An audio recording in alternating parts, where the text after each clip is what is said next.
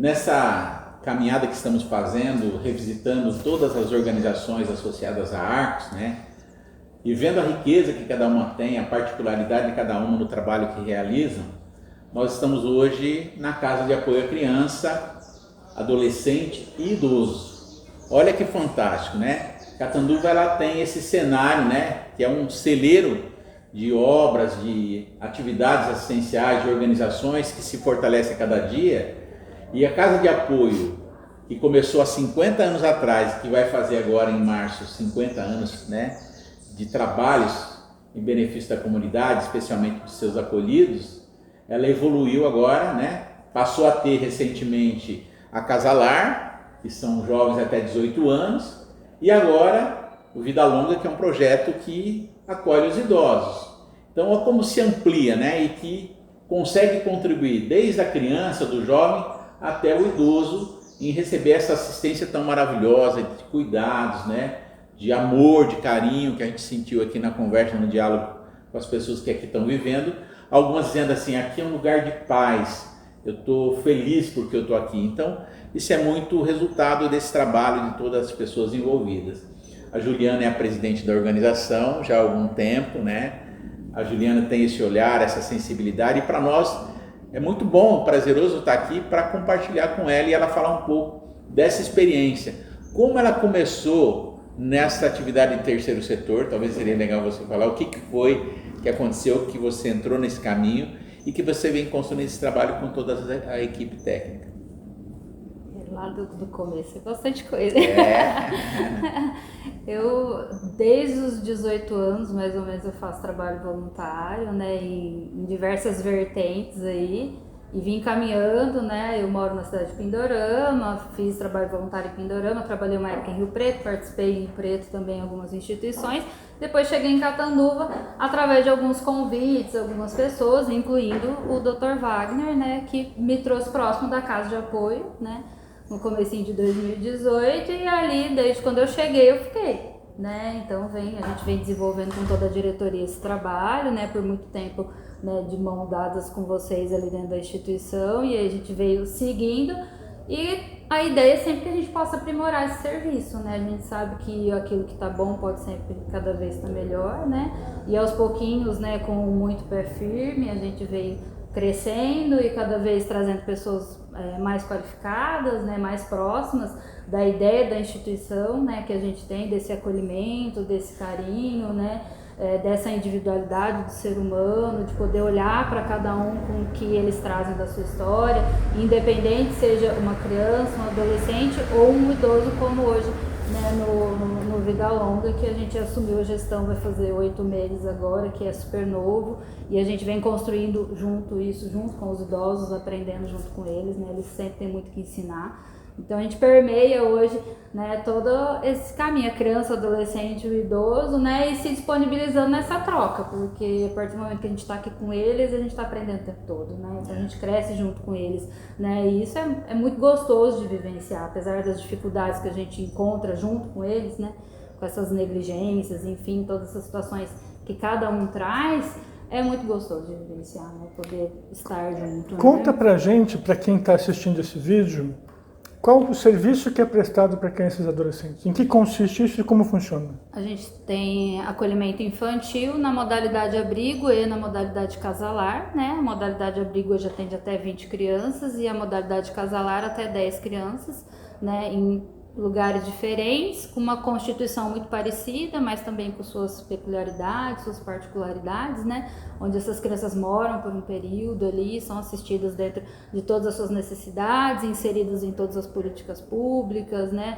E olhada individualmente, cada uma com as suas demandas, enfim, para cuidar, né? E tentar plantar uma sementinha ou dar uma continuidade, né, mudar talvez essa visão dessa criança para quando não estiver mais ali, poder ter uma boa caminhada lá fora e buscar percursos, né, que talvez a gente não saberia para onde iria, né? Nada é garantido, mas a gente batalha para que quando eles não estiverem mais ali sob nossa responsabilidade, eles tenham uma boa caminhada. Como que as crianças e adolescentes chegam até o serviço? A grande maioria através do conselho tutelar ou através do próprio juiz da cidade de Catanduva, né? Eles determinam, entende que tem uma negligência, alguma situação delicada que coloca essa criança em algum risco, portanto, eles encaminham para acolhimento para que a gente possa fazer esses cuidados, enquanto outras dinâmicas são feitas com a família ou com os responsáveis em si, né? Como que as pessoas podem ser úteis para o serviço que vocês prestam? Elas podem ter acesso às crianças, aos adolescentes, não? O que elas podem fazer para ajudar? Porque tem muita gente que se preocupa com criança, que quer ser útil. Como é que ela pode fazer isso?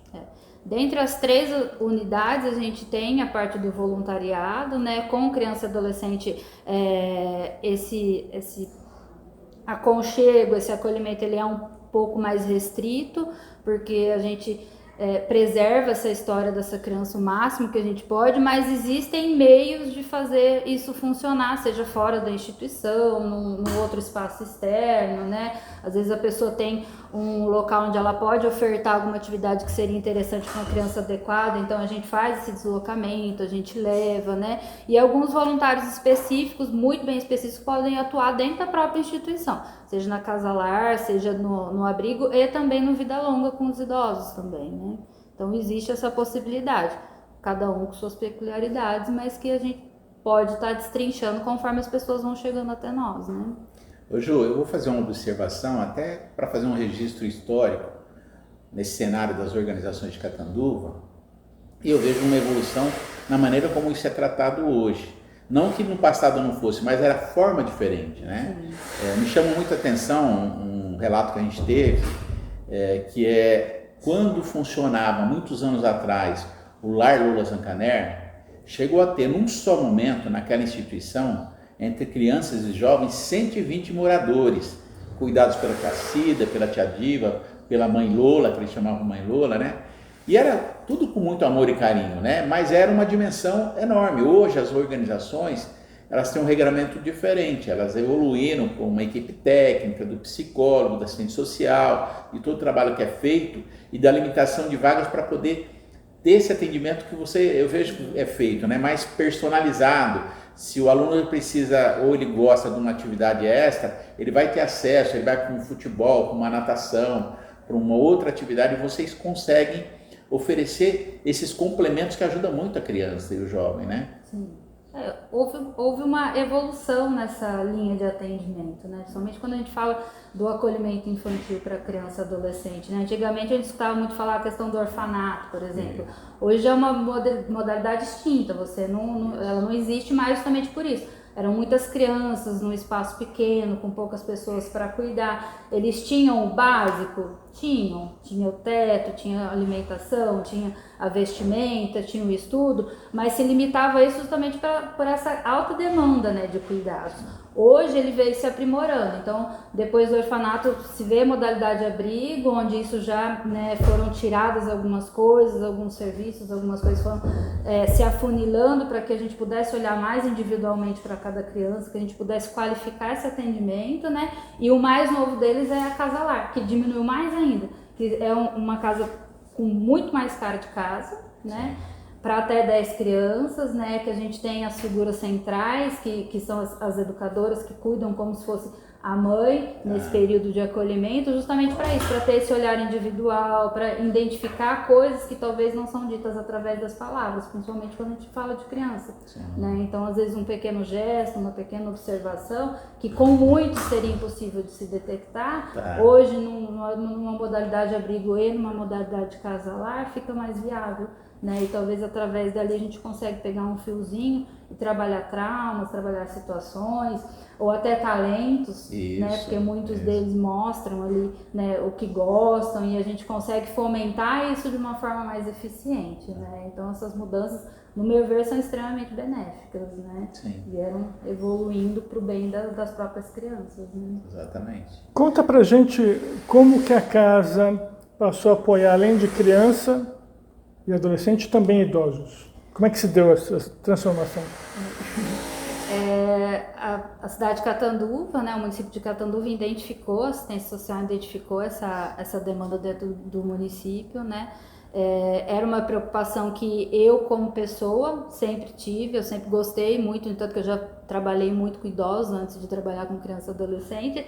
E quando o município trouxe esse edital, a gente resolveu participar, porque a gente entende que, independente da idade, todo mundo, né, a população em si, né, ela precisa dessa assistência, né? Então a gente não vai assessorar só a criança, só o adolescente, o idoso também, né? Infelizmente a gente ainda vive numa sociedade que coloca o idoso como se ele, depois que ele fez 60, ele perdesse toda a sua utilidade, né? Como se essa história fosse apagada. E na verdade não, eles que vieram construindo toda a história do município, eles têm muito que ensinar, né? A comunidade deveria olhar para eles com muito mais carinho, né? E existia essa demanda de ter esse lugar, deles terem a residência deles, como pessoas independentes, porque hoje a gente tem muita assessoria de LPI, né? Que seriam os antigos asilos, que são para idosos que já não dão conta de si, mas tem muitos idosos que dão, que é a realidade dos idosos hoje do Vida Longa, né? Então eles têm as casinhas individuais, eles cozinham, eles lavam, eles passeiam,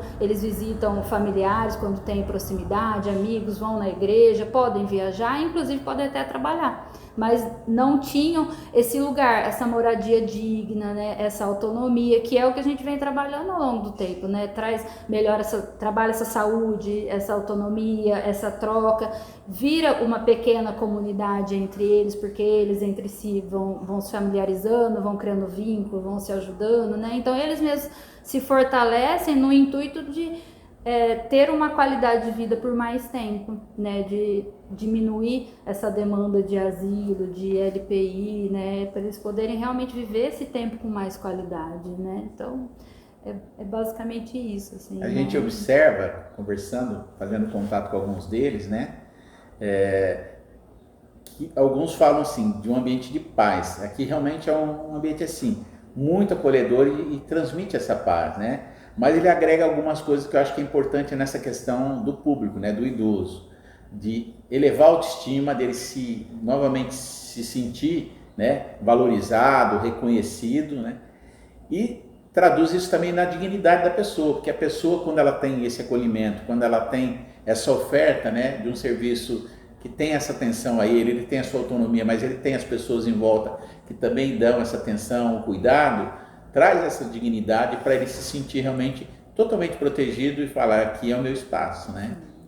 Traz essa segurança, né, de você estar na teoria caminhando para o final da sua vida, mas você tem um teto, você tem uma cama, você tem uma geladeira, você tem condições de colocar comida dentro dessa geladeira, né? Você tem acesso à saúde, né?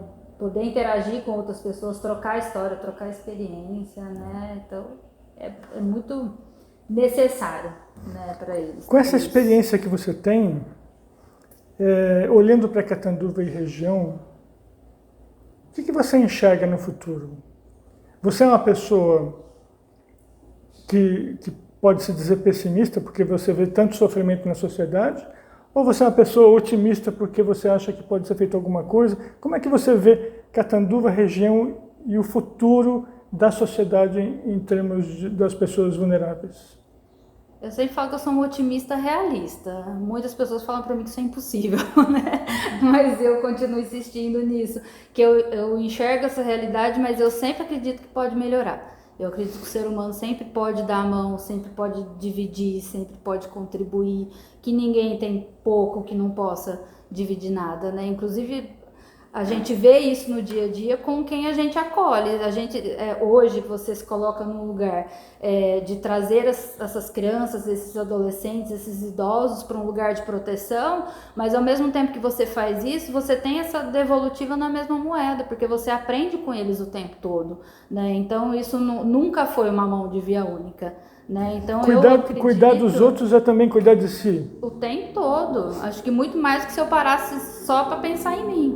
Né? Então, a gente toca em pontos internos de uma forma muito mais leve, talvez mais fácil, do que se a gente tentasse fazer isso sozinho. É meio que terapêutico, então. Totalmente terapêutico. Né? E acredito eu que todo mundo pode, né? Desde que queira. Nesse contexto, como é que você olha para Arcos? Qual é o sentido da Arcos nesse contexto que você está descrevendo? E de que maneira você e a sua organização se liga a Arcos? Nós estamos associados, filiados à Arcos desde a sua fundação, né, até antes, né, da fundação da Arcos. E para mim a Arcos sempre foi uma experiência incrível, porque como eu falei, eu sempre tive dentro do voluntariado desde os 18 anos de idade, mas só através do olhar da Arcos, do trabalho da Arcos, que eu entendi a dimensão do que era o terceiro setor em Catanduva e região, porque mesmo estar inserida nesse movimento desde os 18 anos, não passava perto do conhecimento que eu tinha de instituição, da qualidade do serviço que era ofertado na cidade, da quantidade de pessoas que estavam envolvidas no terceiro setor. Então, por um momento, eu achava que a gente era meia dúzia.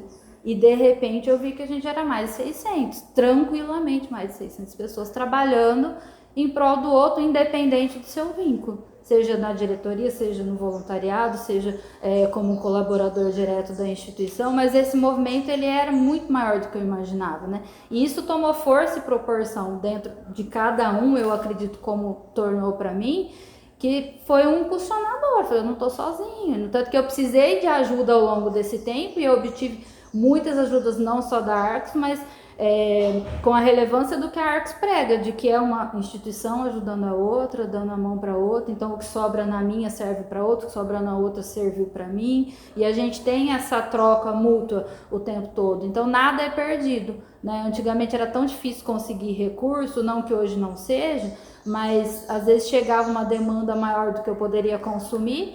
Hoje não existe isso. Hoje, se eu recebo 200 litros de leite, mas eu preciso de 100, eu sei que aqueles 100 vão ser destinados para outra instituição que precisa, né? E isso em relação a tudo. Apoio moral, apoio ético, jurídico, ideia, criatividade, alimento, roupa, móveis, até quando a gente dá uma fraquejada, que às vezes acontece, né? Às vezes a gente se pega em algum momento, você fala, nossa, será que é esse o caminho?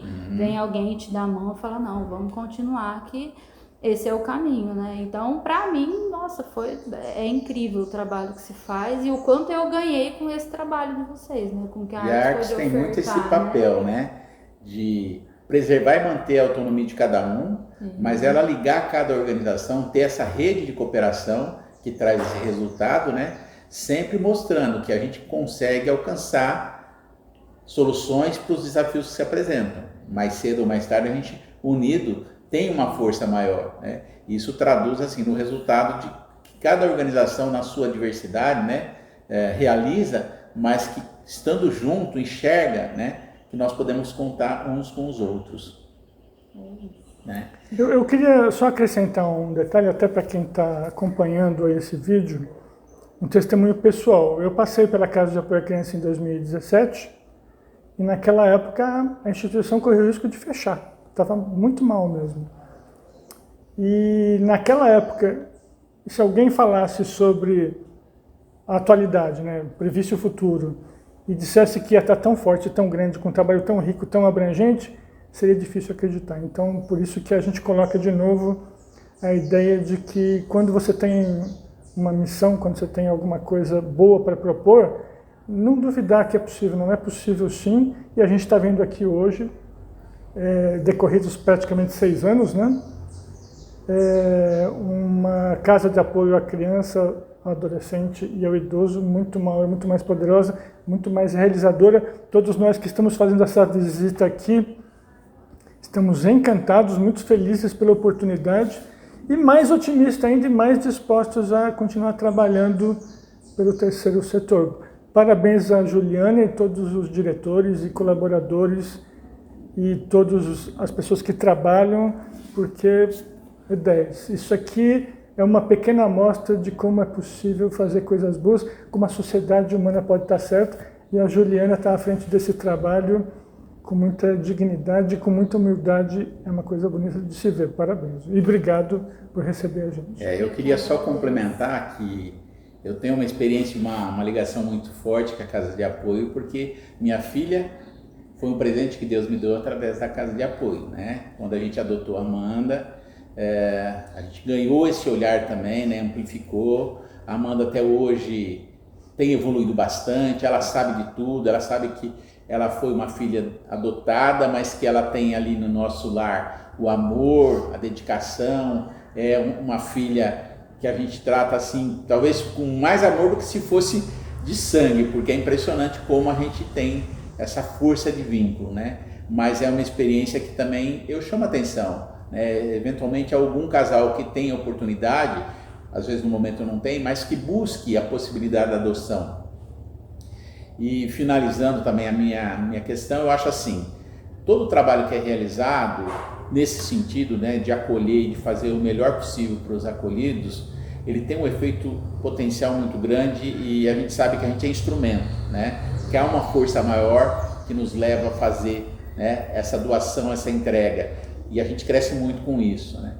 Então, eu também louvo muito todo esse trabalho, a história, todos que estiveram envolvidos desde a origem, né, nesses 50 anos da Casa de Apoio à Criança, agora ampliado com esses outros projetos, mas eu vou fazer uma parte também para chamar a atenção das pessoas que queiram ajudar. A Casa de Apoio precisa passar por uma reforma, a gente está trabalhando aí com algumas intervenções iniciais, tem que fazer reforço de fundação, depois tem que fazer a evolução do projeto da adaptação, né, das estruturas físicas, então nós precisamos de ajuda. Então quem puder, ontem foi lançada uma campanha pela Casa de Apoio, procure nas mídias sociais e ajudem com qualquer quantia para poder estruturar ainda melhor aquela casa, aquela estrutura física que tem a alma, né, de fazer o bem para as pessoas que estão lá. Eu agradeço. Então, muito obrigado. Foi ótimo visitar vocês. Obrigado.